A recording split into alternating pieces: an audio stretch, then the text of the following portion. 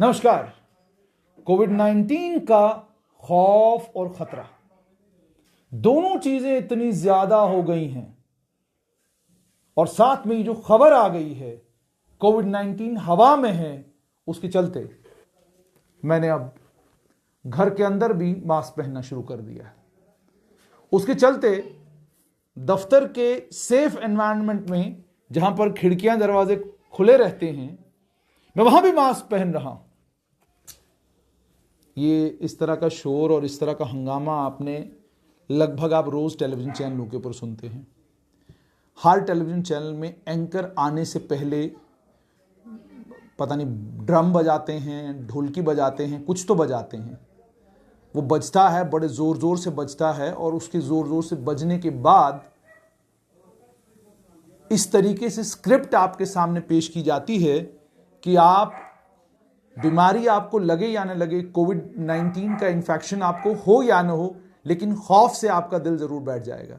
इसलिए मेरी गुजारिश बुजुर्गों से और उन तमाम लोगों से जिनका दिल मेरी तरह जरा कमजोर है, टीवी से जरा दूर रहें। कोशिश करें कि आप इंटरनेट के जरिए, गूगल के जरिए लैंसेट के जर्नल को खुद खोलें और लैंसेट के जर्नल के अंदर जिस स्टडी की बुनियाद पर टाइम्स ऑफ इंडिया से लेकर एबीपी पर तक और एबीपी से लेकर इंडिया टुडे तक और इंडिया से लेकर रिपब्लिक के शोर तक आपको यह बताया जा रहा है कि कोविड-19 का वायरस एयरबॉर्न है और अब आपको जो है बहुत जबरदस्त खतरा है। म्यूटेंट्स को लेकर जिस तरह की इंफॉर्मेशन अलग अलग चैनलों के ऊपर आ रही है, मेरी समझ से परे है। अगर म्यूटेंट्स को लेकर इतनी सारी इंफॉर्मेशन पब्लिक में है, तो फिर centre for disease control USA क्या कर रहा है? इतनी रिसर्च जो डब्ल्यूएचओ करवा रहा है, वो किस लिए करवा रहा है? और जो mutant south Africa, America, Australia या बाकी अन्य देशों से हमारे देश में आए हैं, उन म्यूटेंटों की जानकारी उतनी उन देशों में नहीं है जहां से वो ट्रांसपोर्ट होकर इधर आए हैं, जितनी जानकारी हमारे देश में है। 11 तरह के म्यूटेंट हैं, 33 तरह के म्यूटेंट हैं, 28 तरह के म्यूटेंट हैं और ये म्यूटेंट बड़े भयानक हैं। और एक और खबर साथ में चल रही है कि जनाब ये म्यूटेंट इस तरह के हैं कि आरटी-पीसीआर के टेस्ट में ये पकड़े नहीं जा सकते। मैंने थोड़ा स्क्रॉल किया और ये देखने की कोशिश की कि सत्य क्या है। पहली बात तो ये कि गुजरात से एक खबर चली कि जी गुजरात में आरटी-पीसीआर टेस्ट किए गए और बहुत सारे लोग जो आरटी-पीसीआर टेस्ट में नेगेटिव आए, उन्होंने जब बाद में अपने चेस्ट का स्कैन करवाया तो उस चेस्ट के स्कैन में वो लोग पॉजिटिव आ गए। जम्मू में भी इसी तरह की खबर चल रही है कि जी जो लोग आरटी-पीसीआर में नेगेटिव आ रहे हैं, वो लोग जब अपना चेस्ट का स्कैन करा रहे हैं, उस चेस्ट के स्कैन में वो लोग पॉजिटिव आ रहे हैं। पहले तो मैंने ये देखा कि जो बात कही जा रही है, क्या ये मामला अमेरिका में हुआ है? क्या यह मामला उन देशों में हुआ है जिन देशों से, साउथ अफ्रीका की बात भी कही जा रही है, जिन देशों में ये म्यूटेशंस देखी गई हैं? क्या यह मामला वहां पर हुआ है कि आरटी-पीसीआर की जगह वहां पर नया टेस्ट जो है वो ढूंढा जा रहा है? आरटी-पीसीआर की जगह किसी और माध्यम से कोविड पॉजिटिव पेशेंट्स को लेकर जानकारी इकट्ठा करने की कोशिश की जा रही है। वसूख से कह रहा हूं कि मेरे पास कोई ऐसी जानकारी नहीं है जिसकी बुनियाद पर मैं आपको यह कहूं कि आरटी-पीसीआर गोल्डन टेस्ट नहीं है कोविड-19 का। कोविड-19 का आज के दिन भी गोल्डन टेस्ट जो है वो आरटी-पीसीआर है। अगर आप पॉजिटिव हैं तो आप पॉजिटिव आएंगे और अगर आप नेगेटिव हैं तो आप नेगेटिव आएंगे। लेकिन अगर आप पॉजिटिव होने के बावजूद नेगेटिव आ रहे हैं तो मेहरबानी करके दो बातें सुन लें। पहली बात तो ये, अभी तक की रिसर्च ये कह रही है कि टेस्ट करने वाले की गलती की वजह से ऐसा हो सकता है, टेस्ट जिस तरीके से किया गया उस तरीके की वजह से ऐसा हो सकता है, टेस्ट करके सैंपल जहां भेजा गया सैंपलिंग में गड़बड़ की वजह से ऐसा हो सकता है, सैंपल को जिस समय टेस्टिंग के लिए डाला गया उस समय कोई गलती हुई है जिसके चलते ऐसा हो सकता है। लेकिन म्यूटेंट में कोई इस तरह की वेरिएशन आई है या म्यूटेंट में इस तरह की कोई म्यूटेशन आई है जिस म्यूटेशन को ये आरटीपीसीआर पकड़ नहीं रहा, ये फिर जम्मू में ही हो सकता है, बाकी देश में तो इंदौर में कुछ एक एग्जांपल्स आई हैं। आप गूगल करिए, सारी इंफॉर्मेशन आपको मिलेगी। टाइम्स ऑफ इंडिया की खबर है गुजरात से, टाइम्स ऑफ इंडिया की खबर है इंदौर से, और टाइम्स ऑफ इंडिया की खबर है कहीं और से। अब उन खबरों को जब आप देखेंगे, आप क्लिक करेंगे, तो वहां पर आपको कोई भी डॉक्टर ये कहता हुआ नहीं मिलेगा कि जो ये आरटीपीसीआर का टेस्ट नेगेटिव आया है, ये इसलिए नेगेटिव आया है क्योंकि आरटीपीसीआर की स्ट्रिप्स ठीक नहीं है। बिल्कुल नहीं कहेगा। वो ये कह रहा है कि स्टडी और रिसर्च की जरूरत है कि ऐसा हो क्यों रहा है, नंबर एक। नंबर दो, जो म्यूटेशंस हमारे देश में आ रही हैं, क्या ये म्यूटेशंस अमेरिका में नहीं है? क्या ये म्यूटेशंस बाकी देशों में नहीं है? म्यूटेशन जो है वो इंडिया स्पेसिफिक तो नहीं है, और क्योंकि ये वायरस जो है हमारी कंट्री में भी बाहर से ट्रांसपोर्ट होकर यहां आया है, हमने तोहफे में अपने देश में इस वायरस को लाया है। ये वायरस यहां पर पैदा नहीं हुआ, ये वायरस बाहर के देशों से हमारे देश में आया है। चाइना से आया है, अमेरिका से आया है, इंग्लैंड से आया है। इंग्लैंड में भी म्यूटेशंस के ऊपर किसी का फोकस नहीं है, फोकस है वैक्सीनेशन के ऊपर। अमेरिका में भी किसी का फोकस म्यूटेशन के ऊपर नहीं है, वैक्सीनेशन के ऊपर है।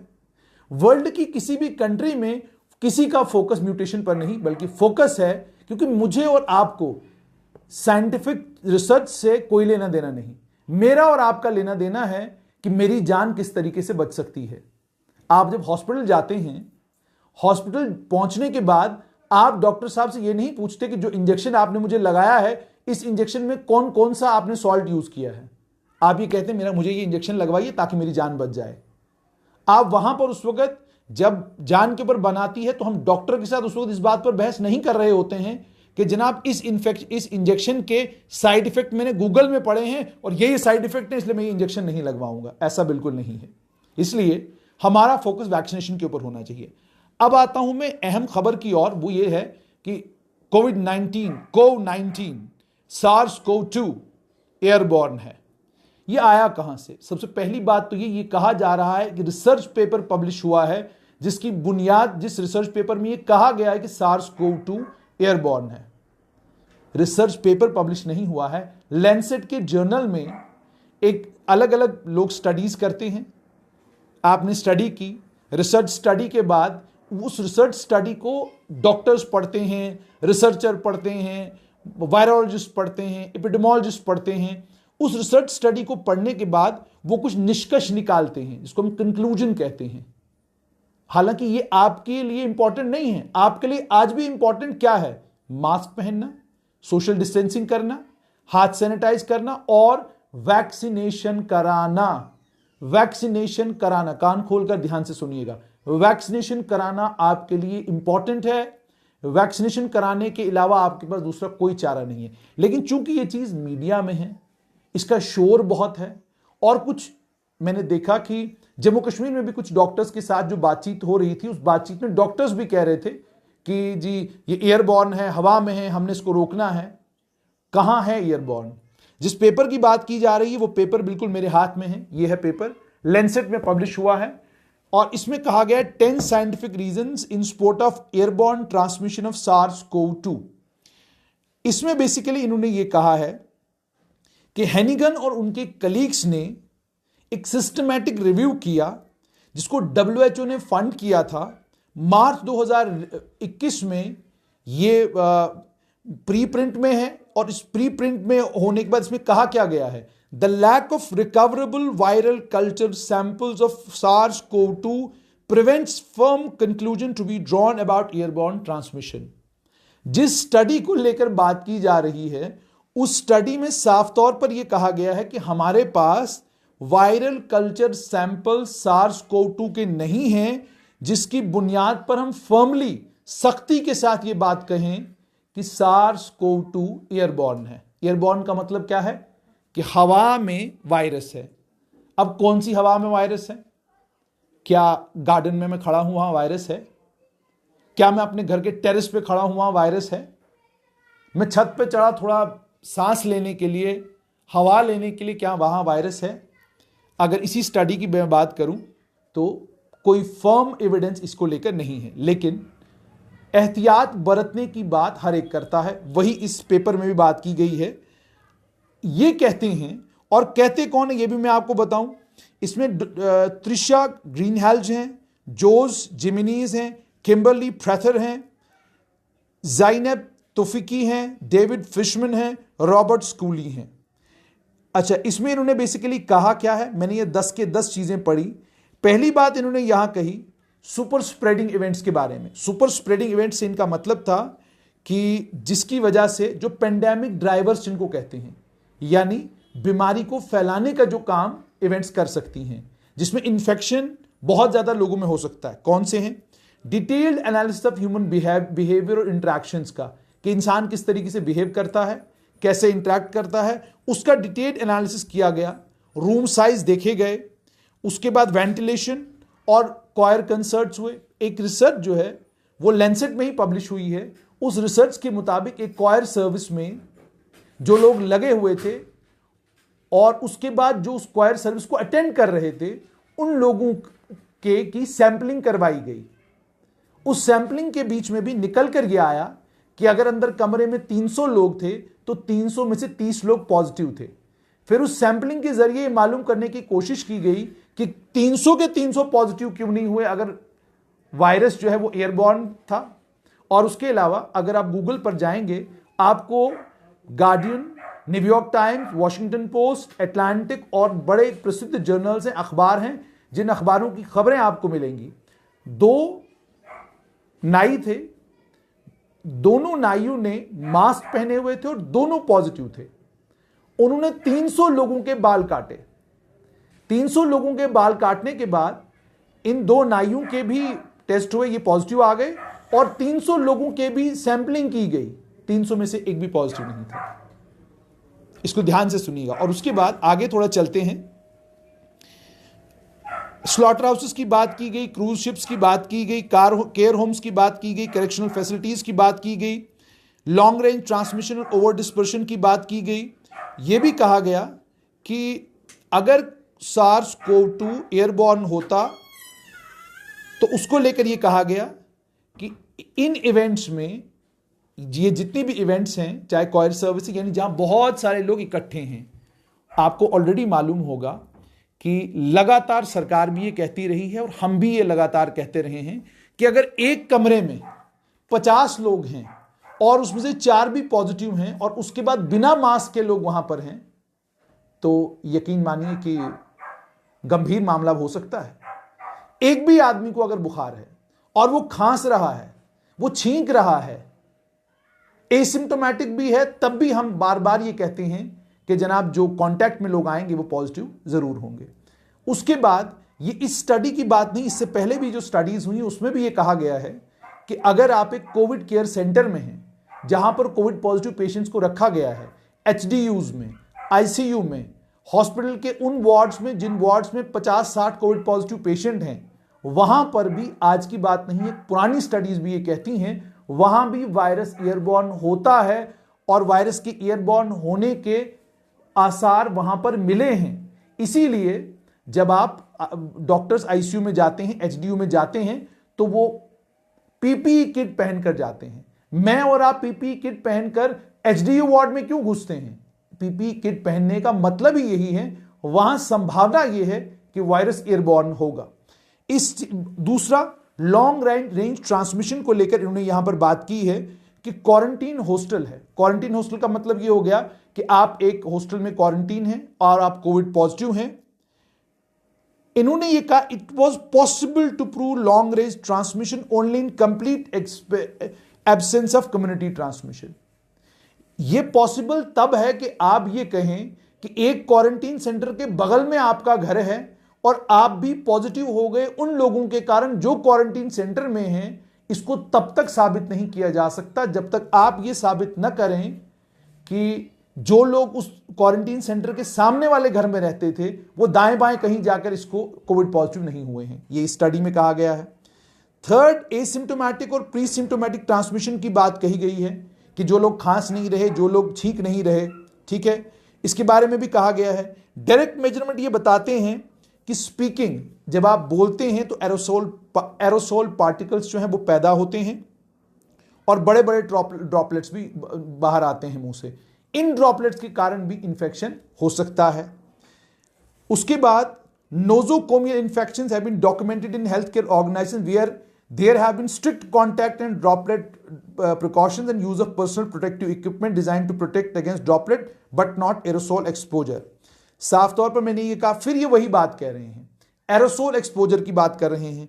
छठा इन्होंने ये कहा है, इसी तरीके से छठे पॉइंट पर भी ये इसी बात को रिपीट किया गया। सेवेंथ इन्होंने ये कहा है कि एयर फिल्टर्स की बात की है, has been identified in air filters, SARS-CoV-2 air filters में मिला वर्क। अच्छा, उसके बाद नाइन्थ इन्होंने कहा, no study to our knowledge has provided strong और consistent evidence to refuse the hypothesis of airborne SARS-CoV-2 transmission. यानी साफ तौर पर ये कोई हाइपोथेसिस हमारे पास नहीं है जो ये कहे कि एयरबॉर्न ट्रांसमिशन नहीं होता SARS-CoV-2 का। और इसके आखिर में कंक्लूजन बड़ा इंपॉर्टेंट है, we propose that it is a scientific error to use lack of direct evidence.